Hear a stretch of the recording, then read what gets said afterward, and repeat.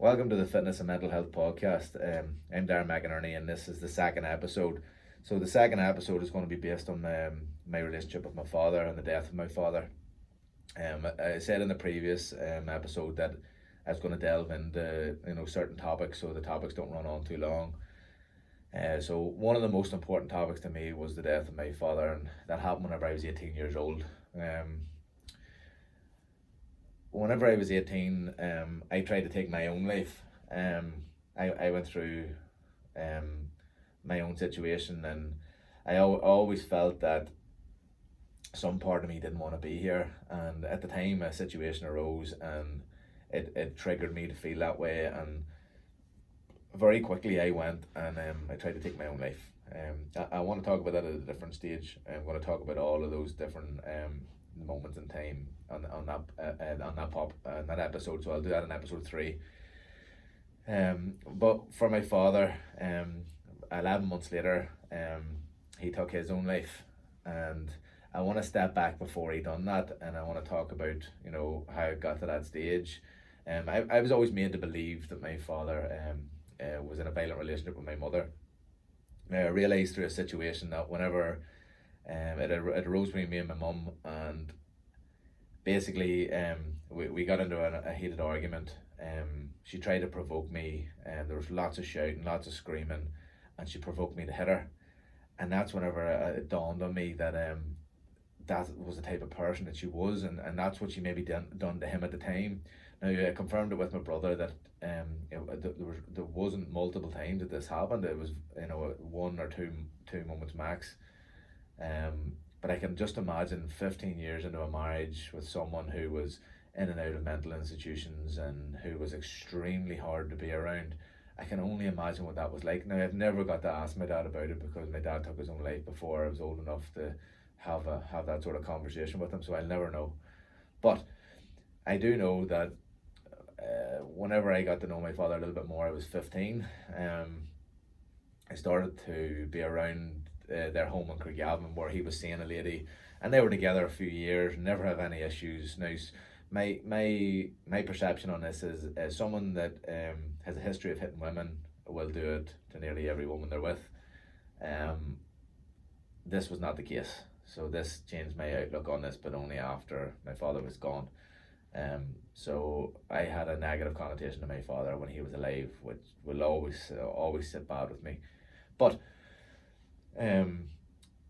the good thing was I got to spend some time down there from I was 15 till I was 18, so I had 3 years around there. And it wasn't a lot between 15, 16, 17, because I moved to England when I was 16 and 17. So for about a year, on and off, I would go down there, stay there. They would help me get the football. Financially, we had no money growing up, so I needed help from wherever I could get it. So I reached out just for that help, so I could stay there and maybe get picked up from there, or they could drop me off. And it helped massively, it did. So from there, I got to know him a bit more, and realised that we had a lot of things in common. We love working with our hands, and maybe a lot of things that he done is why I do what I do now. Like I can really put my hand to anything now, but I was told that that's also the way he was. He also had a keen eye for everything that he'd done, and he was self-taught almost everything, pretty much like myself. And maybe I was inspired by that, so maybe I am. That's the way I am because I know that. In the situation of moving forward from there, of how my father actually died, he worked his whole life when he was very young, and he had a lot of people close to him pass away. Now, this is all just from my perspective and on my side, and you could see in him that he was an old school man, an old school dad. Doesn't really talk. You know what I'm talking about. Whenever I came home from England a few times, we had a few scraps in the kitchen just messing about, and he used to say to me, "Oh, you think you're getting big? You think you're getting a bit of muscle, and you think you can do what you want?"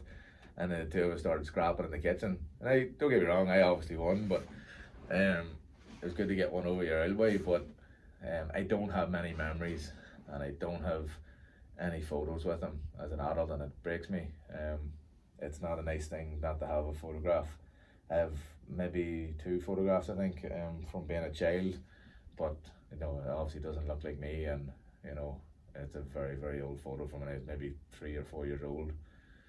So from there, my daddy worked a lot, old school worker, 12-hour shifts, used to leave at 6 in the morning, come home at 6 o'clock at night, um, you know, put the feet up, get showered, you know, have a few beer, get up the next morning, do the same again, done that 6 days a week, had one day off.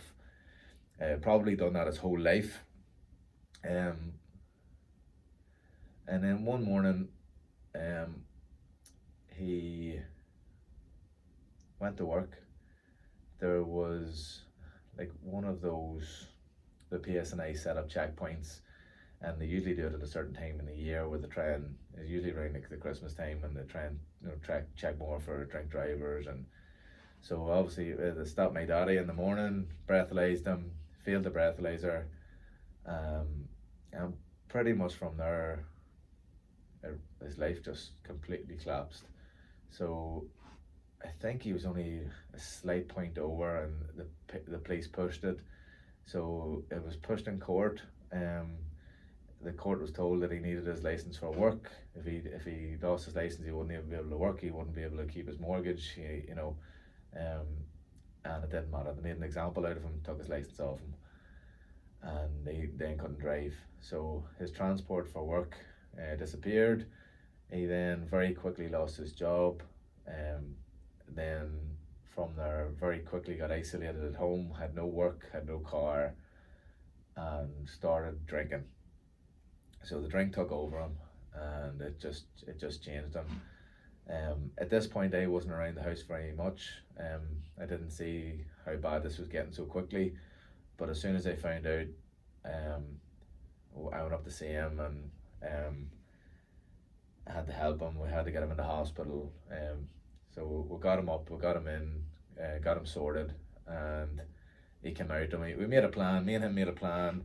If I moved in with him, he would come off. He would stay off the drink, and I'd be able to help him, and I'd be there to, you know, to have someone in the house with him. And he promised me, made me a promise that he would never take the drink again.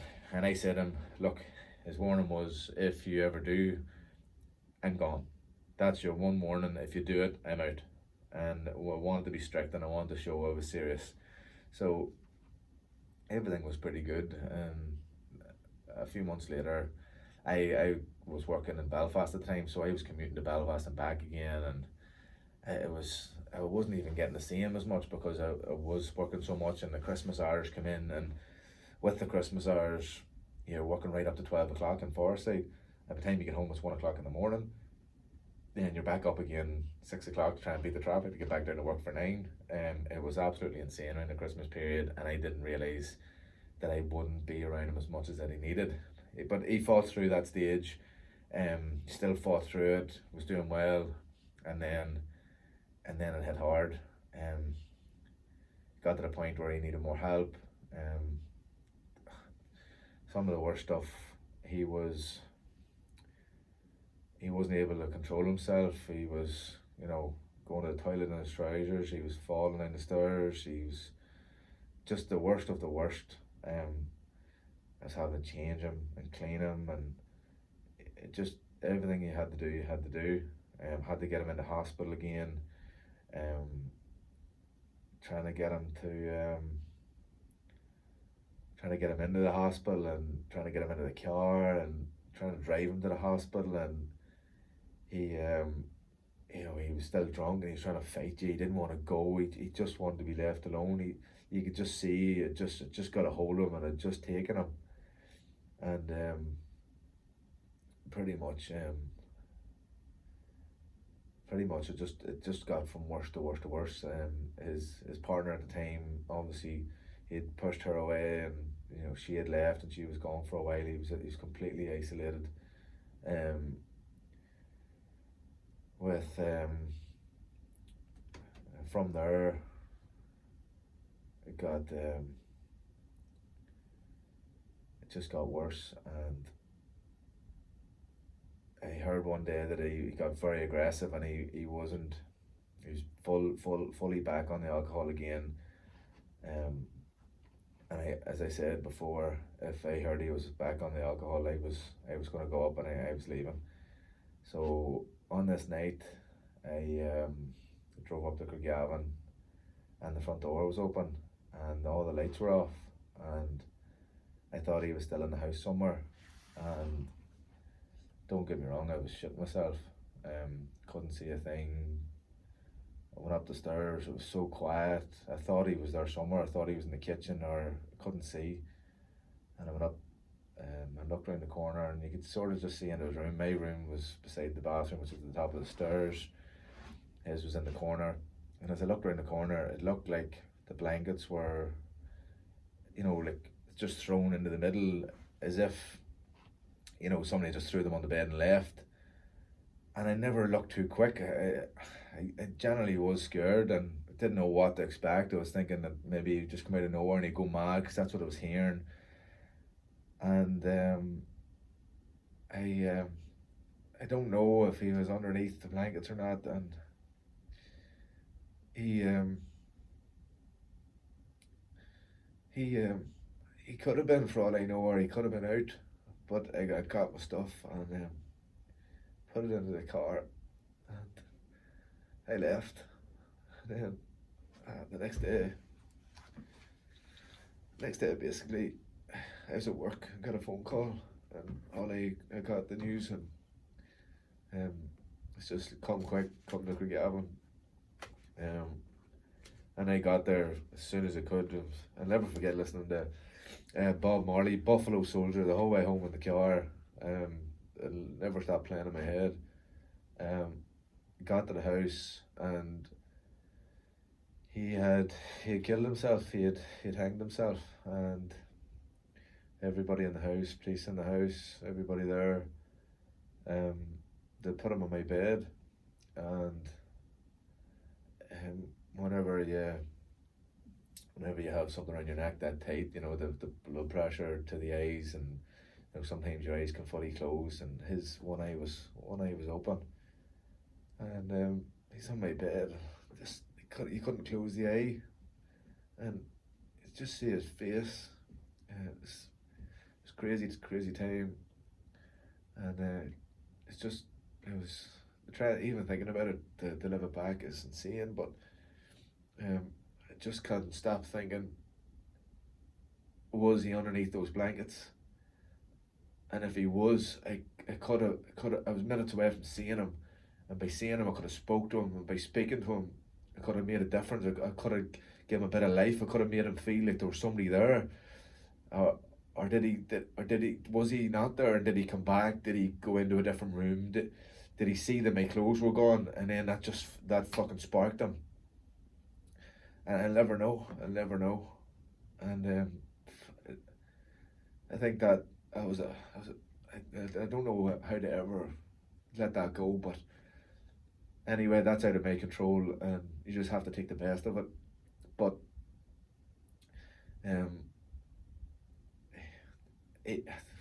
my thoughts after that, when I calmed down, was that when someone is in such a difficult position where they have to take their own life, and they're able to actually follow through with it, you have to understand that that's the amount of pain that they're in. There's nothing selfish about it. They're in absolute agony, and to actually go through with it is on a completely different level. Now, people attempt it all the time, and people say that they're crying, it's an attention for help. Maybe sometimes it is. I've experienced that with my mum. She does it for help, and she's never going to go through with it. And I know that. I can see it a mile away. I can see it, and people had said to me all the time. But my father was never a person that would have ever spoke about it. He was in pain, and he done it.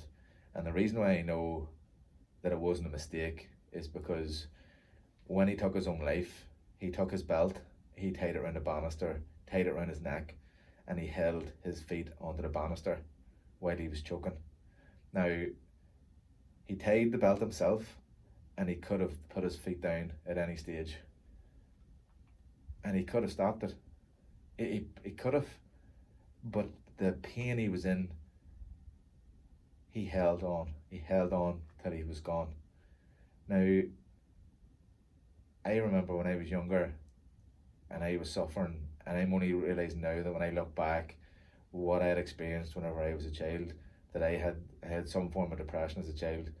I remember there was a string cord in our shower, and I remember I used to sit on the bottom of the shower just crying, not knowing why, just knowing that just life, I wasn't happy, and I had no idea what was wrong with me. I was literally crying uncontrollably. I got this wire, I think I was 12, and I just tied it around my neck as tight as I could get it and just fell down. And that was my first experience of feeling something like that. And I wasn't strong enough to obviously go through with it. I don't think I was even doing it to fully do it. I think I just wanted to feel what that was like. Now, that was 6 years before my father took his life.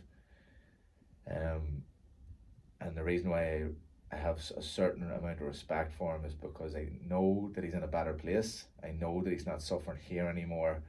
And I know how difficult it is to go through, because I tried it 11 months before him. I failed. I didn't do it through that method. I tried to do it the easy way with tablets and alcohol, and it didn't work for me.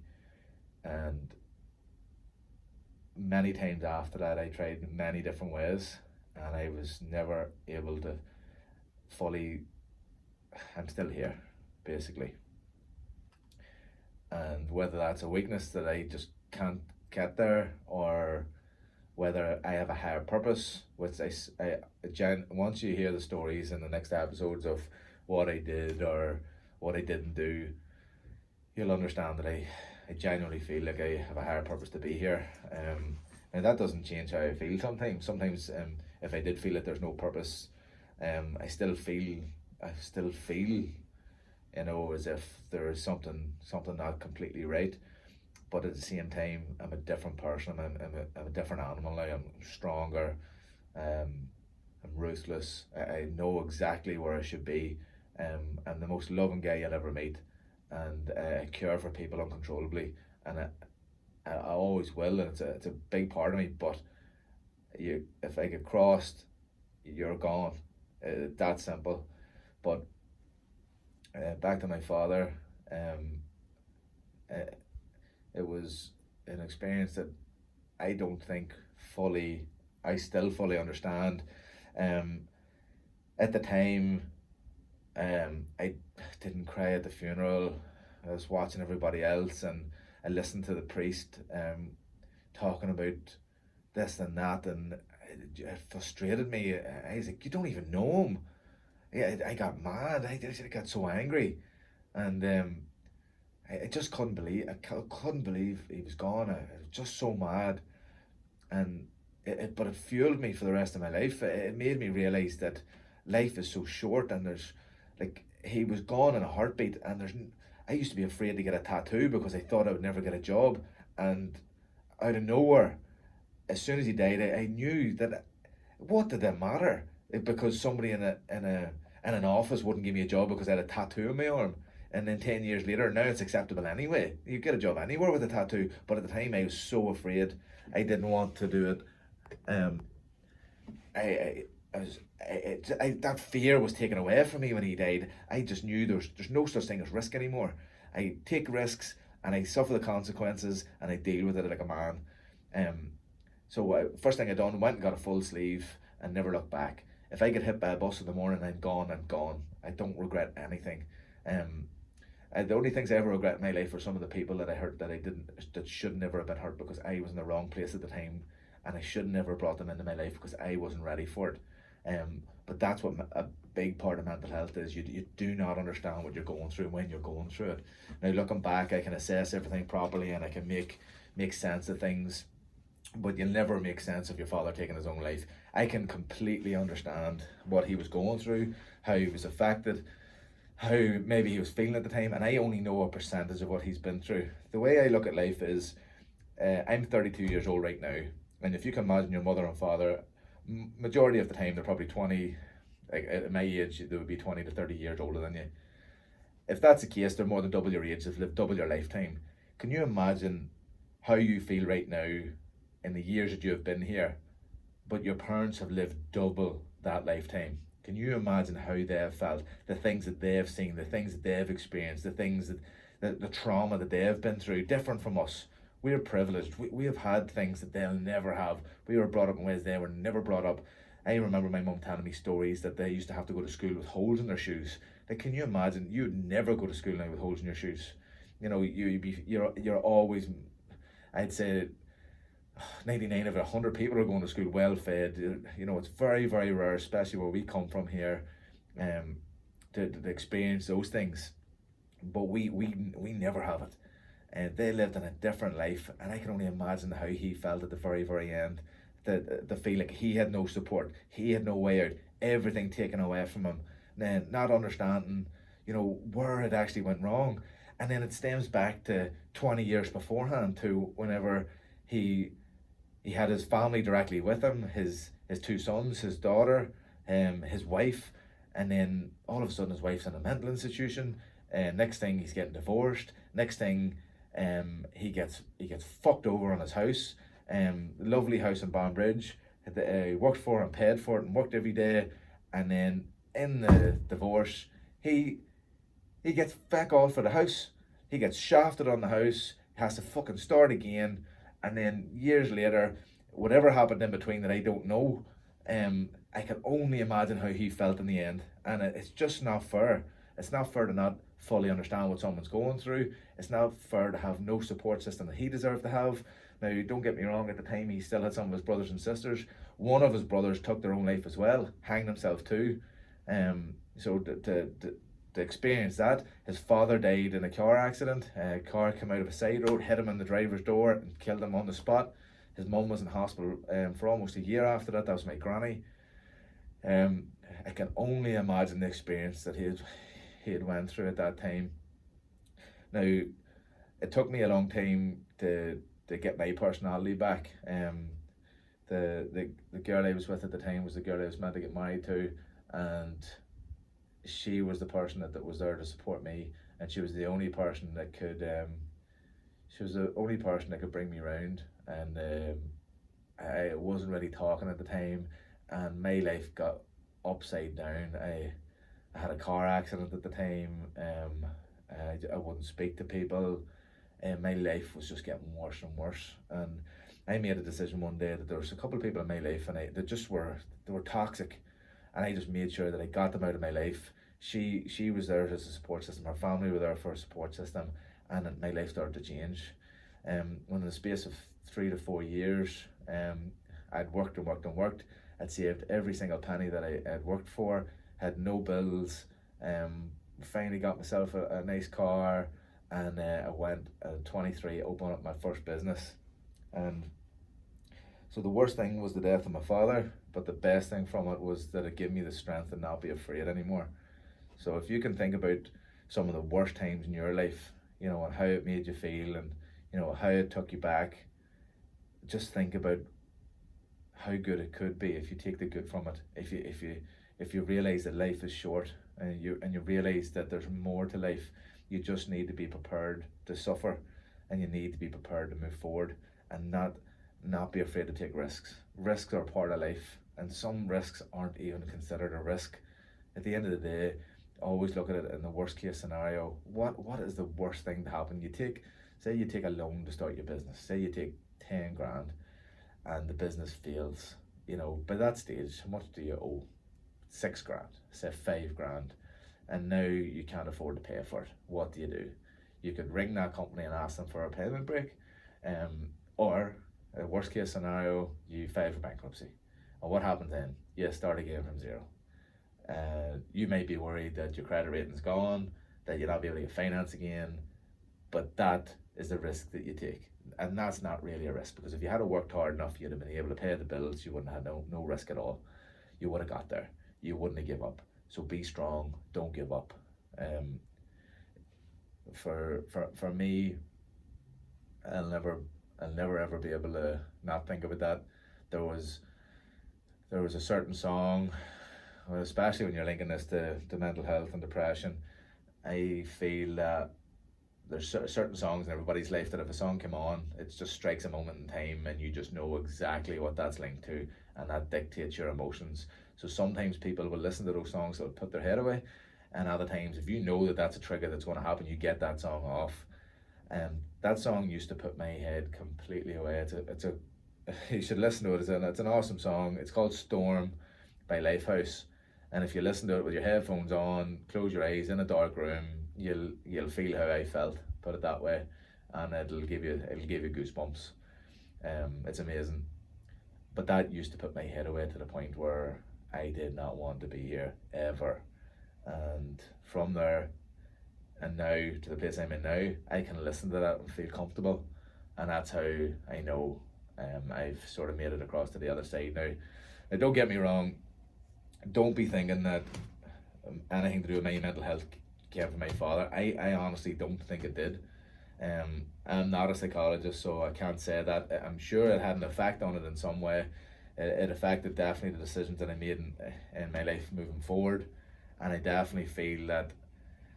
I definitely feel that they all have a point, a place in time of where that affected my life and where it affected where my mental health went, and how bad it actually got. But I don't think that was one of the biggest triggers that ever caused it, and I definitely think, in a sense, it helped drive my life in the right direction. So sometimes, in the most extreme adversity, comes the hardest rewards, but that's only if you choose to take that reward, and not to suffer in silence, and not to take the bad side out of it. Now, whenever whenever I used to volunteer for Max, Max are a company, and they're based in the area in Belfast. I think they have one in Downpatrick, and I think they've opened up in other places since there.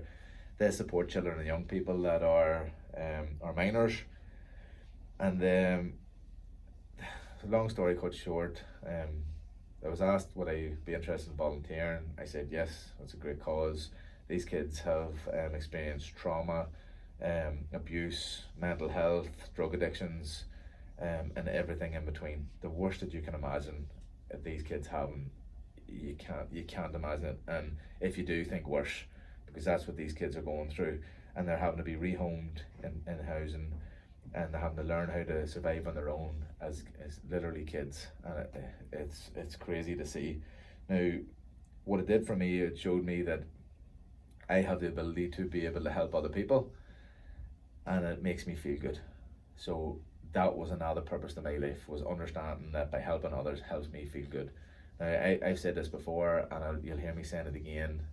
Having a higher purpose of helping others will help you.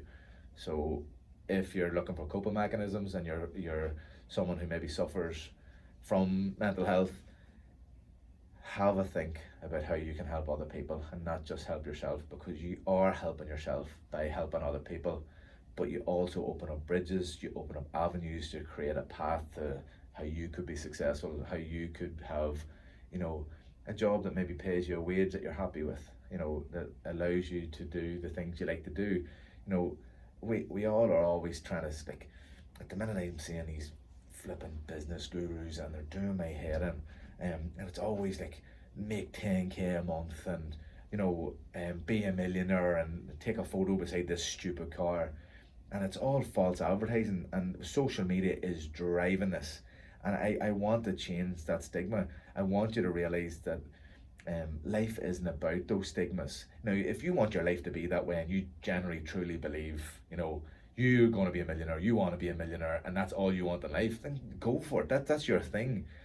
But I'd say for 90% of the world, or 95% of the world, contentment is the word that I would use to describe what most people want in life. Now, my form of contentment, right, is to have enough where I can look after my partner Ernesta, look after the child Mason, and obviously look after myself, make sure I have enough to keep my businesses going. I love cars. Now, I've changed massively. I don't try and put photos up and show off, but I love them, and I actually wish that I could do that, but I don't like doing it because I don't want to rub it in people's faces. I work my balls off, and people don't generally see it. But it makes me happy having something that makes me feel happy, and I love having that. I love my girlfriend, and I love who's my fiance, and I love the child. Those things make me happiest. I love taking a child to play golf. I love taking him to the park, and those things give me purpose. Now I'll babysit him for a full day while when Ernest is at work, and do you know what, I look forward to it. That's my day, you know, and we do things together, and you know we develop a bond because of it, and stuff that I never had. And I'm not doing it because I never had it. I'm doing it because the child loves it and makes my time with the child even better. We come home later on and we're happy. It's easier to get the child to go to bed, to go to sleep, because all you have to say to him is, did you enjoy the park? Did you enjoy golfing today? And he's like, yeah.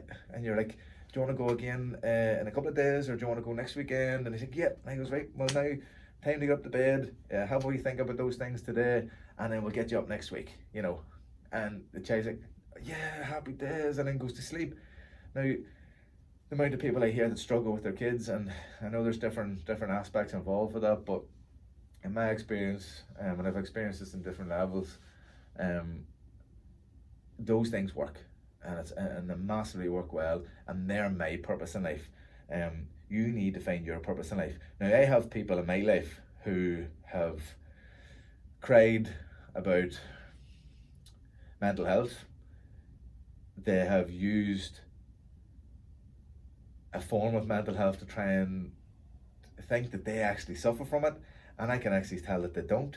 They have other purpose in their life, and have, in terms of they have kids, and I have heard these crazy things, and I'm like, you have purpose, you don't use it, you're not, anything you're saying to me now doesn't actually make sense, and it's not even a cry for help, it's actually just attention.